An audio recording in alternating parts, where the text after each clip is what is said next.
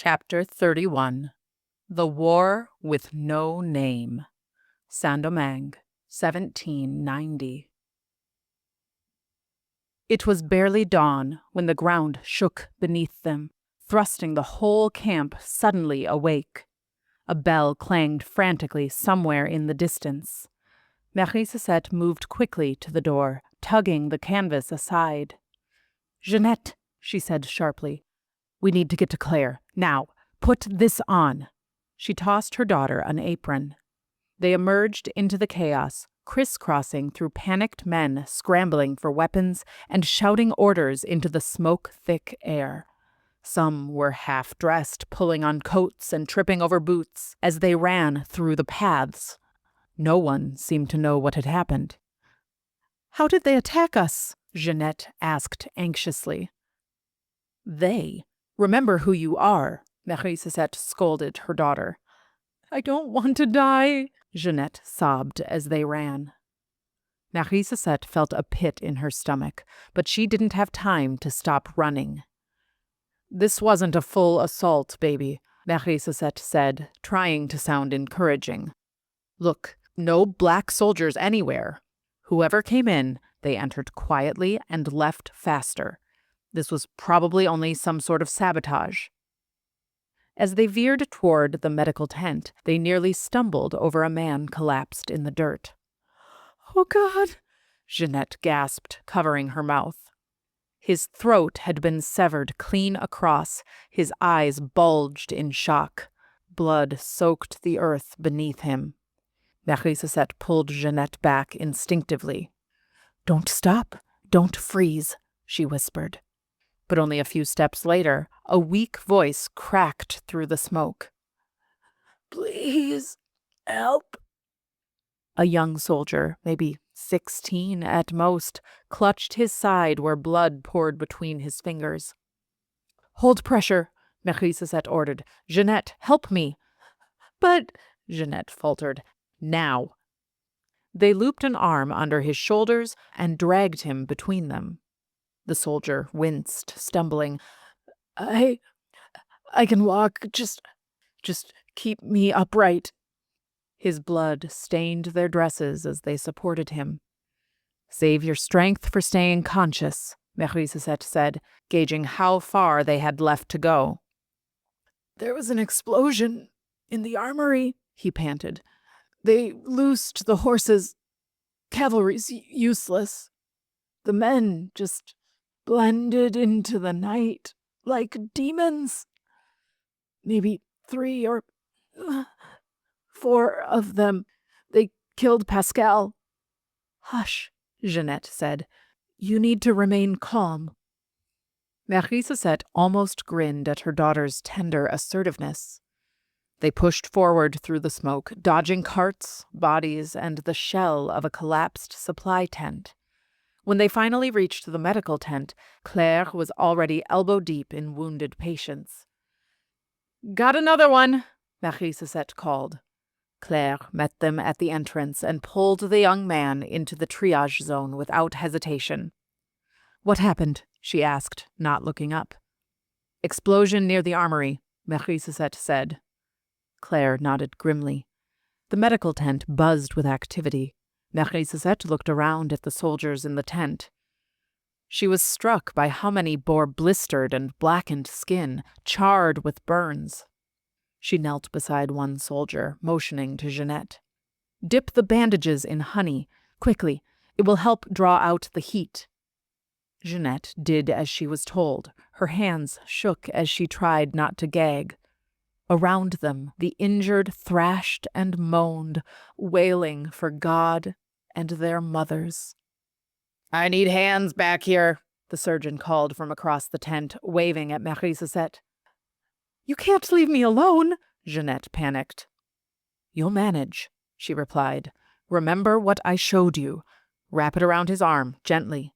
She helped her daughter stretch a bandage around the scorched forearm. She looked at her proudly, then stood up and hurried to the surgeon's side, weaving through the rows of groaning men. "Hold back the skin, here," he barked. Marie Cosette grabbed the open flap of the patient's scalp. The skin was slippery and warm with blood. Lots of blood. Heads always bled worse than anywhere else. She was grateful the poor man had passed out, either from the pain or blood loss. As the surgeon performed his surgery, another soldier in a crisp uniform and high-ranking epaulets ran into the tent. "Doctor, I was sent to warn you," he said, his voice clipped. "We'll meet them in the field within the hour. Orders just came through. Prep for casualties." "How do we fare?" the surgeon asked, not looking up from his patient. "They hit our armory and livestock, but nothing critical. Just enough to rattle us." "Glad to hear it. Godspeed," he said. "Clear the blood away, damn you," he spat at Marie Suzette. "I can't see a thing." Marie Suzette jumped and reached for some linen, dabbing away the crimson liquid. As she did, she saw what the surgeon was fishing for in the poor man's skull. There were small metal pellets wedged in the man's bone, though none appeared to have broken through entirely. The uniformed man turned and left swiftly, the tent flap snapping behind him. Not 3 minutes later, the sky itself seemed to shudder with sound. A steady, resonant drumming rolled across the plains. The pounding was deep, ancestral, and unmistakable. There was nothing French about these drums. This was purely African. It came from the trees, from the hills, echoing from the earth itself. They were the drums of revolution. The battle had begun. The rest of the day passed in a blur. Soldiers stumbled in with staggering frequency, some barely conscious, others already past saving.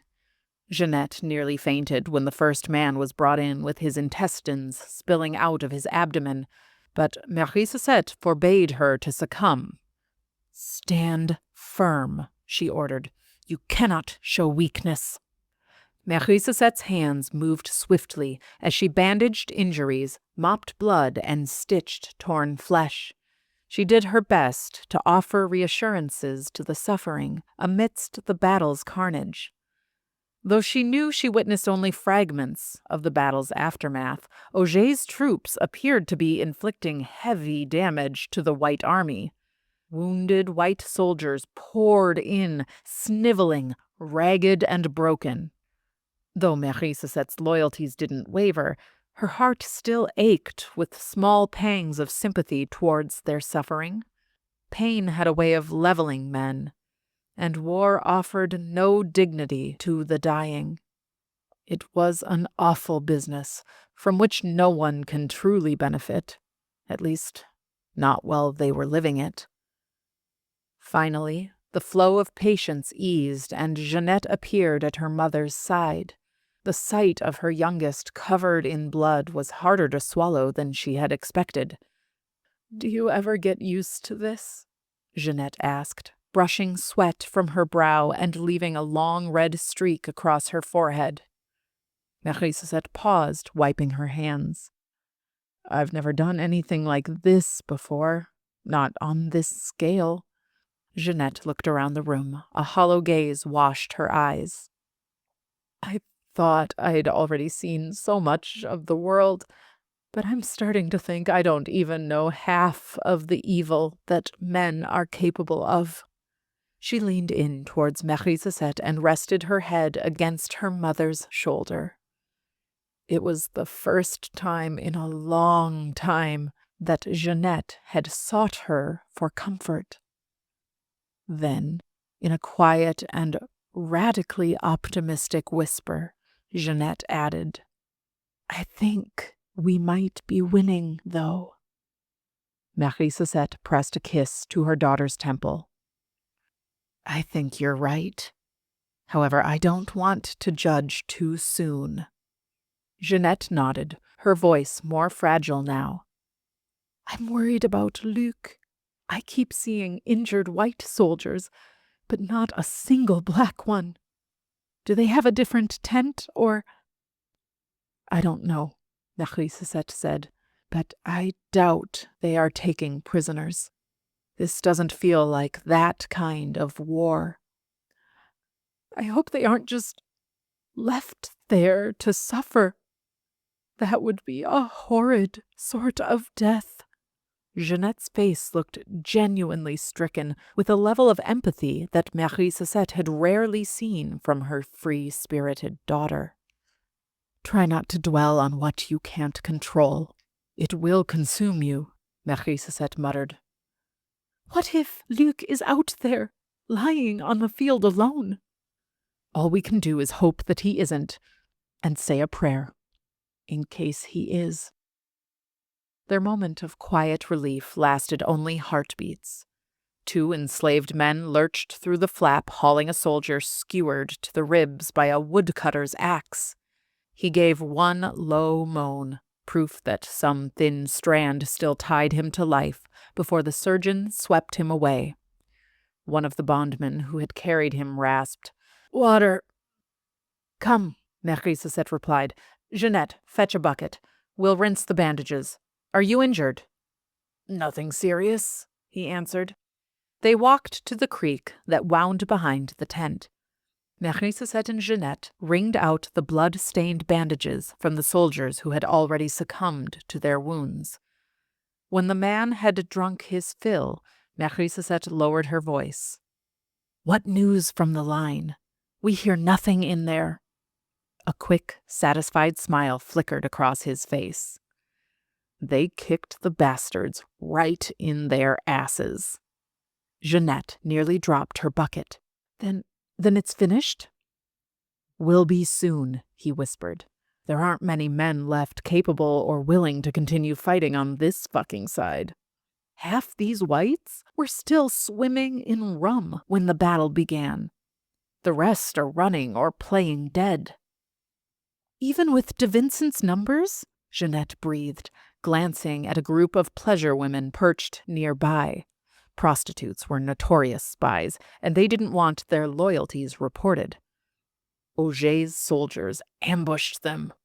You'd have thought they were training their whole lives for this fight. The whites never saw this coming. It's a bloodbath. "Praise the Lord," Marie Cesette smiled as the blood-streaked water dripped from her fingers. "Auger's men had something worth fighting for," Jeanette muttered softly. "De Vincent hadn't accounted for the power the heart can hold, even over the sword." As they walked back inside, accompanied by a chorus of French curses from around camp, Marie Cesette and Jeanette glanced at each other in clandestine jubilation. Auger's ragtag band of farm laborers had defeated a French-trained army. What other wonders might this little island be capable of? In the days that followed, the camp bristled with frustration. De Vincent raged through the rows of tents in a fury, barking orders no one could fulfill. But while anger and humiliation filled the French camp, quiet celebration stirred in corners where the enslaved and mixed-race laborers moved unnoticed. Smiles were exchanged like contraband, and whispered songs from the homeland hummed discreetly through the air. Marie Cesette longed to join in their revelry, but her heart was too fraught with worry. No word had come from Rose, no names, no credible reports, nothing but smoke and silence. The field where Auger's men had fought remained out of reach, and the few who had seen the aftermath described scattered corpses left to rot under the sun. She'd tried to find a way to search for the bodies herself, but suspicion toward anyone black had sharpened. Her always tight leash had been drawn even shorter. She was bent over a soldier's leg, checking his stitches, when a familiar voice boomed across the tent.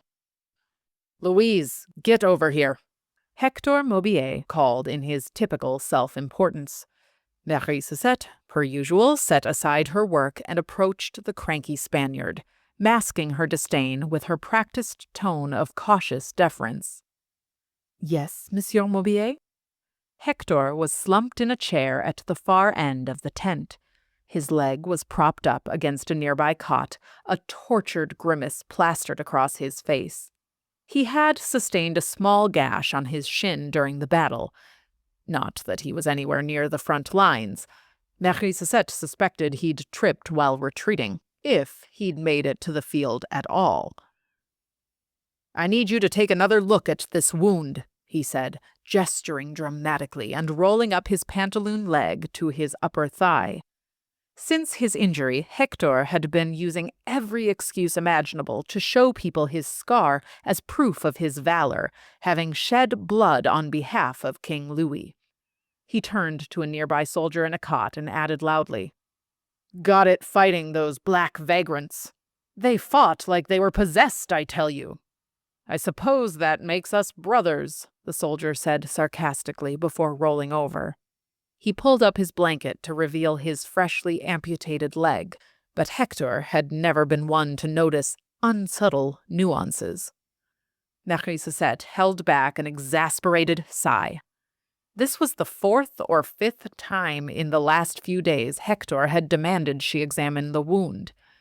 She knew he was hoping that word of his injury would make it back to de Vincent, for Hector had still failed to gain entry to his elusive inner circle. Unlike Anna, who possessed the sort of social refinement requisite to convince the elite she belonged among their throng, Hector was sloppy and hadn't the slightest inclination of how to navigate those murky waters. Instead of looking powerful, he usually just came off as fat, pathetic, and desperate. Yet Hector had a talent for convincing himself of his own narratives, seeing things as he wished rather than as they truly were. He appeared genuinely persuaded that his wound was grievous and excruciating, which gave Marie an idea. She peeled back the bandage and let out a calculated little gasp. "What is it?" Hector blurted, panic already rising in his voice. "Oh, monsieur, I think you are right. I am glad you brought this to me. The wound does appear to be growing a little green. I fear it might be infected." The scratch itself did not look infected at all. However, a slightly olive-colored bruise had formed around the scab. Maubier's face sank. "Infected? Is it serious?" Marie dug her finger firmly against the bruise. "Does that hurt?" she asked, knowing full well the pressure she was putting on his shin bone would cause anyone discomfort. "Yes," he yelped. "Is that bad?" She nodded gravely. "It's warm to the touch. That's not a good sign. I have some herbs that can—" She stood up and went to a little drawstring bag where she kept some of her remedies. "Oh no, monsieur. I appear to be out of the medicine I need to prevent the infection from spreading." "Do you have any more?" he asked hysterically. "Not here in camp," she said solemnly. "Will I lose my leg?" "It's possible, though unlikely," she said nonchalantly. "Actually, your leg is far less of a concern than your—" She paused dramatically and examined Hector's anxious face. "Then my what?" he demanded. Marie moved in closer. "Monsieur, forgive me for getting so close. You may not want this overheard. You see, the leg has many large and important veins that deliver blood and infections to other parts of your body. Do you see this line here?" She pointed to a deep purple vein visible under Maubier's skin that ran up his thigh. "You see, monsieur, that vein—" It is rather embarrassing. I would not normally speak this way, but it would feel immoral to withhold this information. "Get on with it!" Hector nearly shouted. "Well, sir, if you trace that vein up, you will see that it ends in your— well, in your manhood." Hector's face turned as white as a corpse. "Could I lose my—" he nearly squeaked. Marie Cosette nodded. I wouldn't want to lie to you. She did everything she could to keep her face emotionless as she wove her elaborate fallacy. Hector gulped loudly. Where can you get the herbs you need? I will have to forage for them. The land to the east looks promising for the sort of plants I require. Send someone immediately, Hector barked. I would be happy to, except that this particular herb is delicate and hard to identify. There is another herb that looks very similar, but it is extremely poisonous. If someone inexperienced grabs the wrong one, she paused. It would be a very painful death. I would not wish that much suffering on anyone. No, I must be the one to gather them. For your safety. Yes, go, Hector ordered. But your girl stays in camp. Marie Cosette clenched her jaw. Of course, monsieur.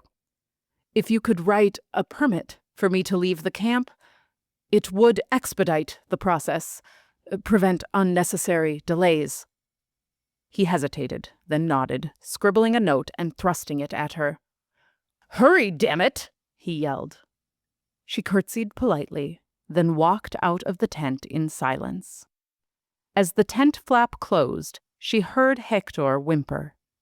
It was the perfect sound to add to a suddenly very promising day. The sun graced her face gently. For the first time in weeks, she had freedom to move where she chose. She quickly paraded towards the eastern exit, the power of her ancestors strengthening every step as she marched through the remnants of the pathetic White Army. She flashed her permit at the exit and took her first steps into temporary freedom. As soon as she was out of view, she broke into a run and headed directly towards town. She was going to find Luc.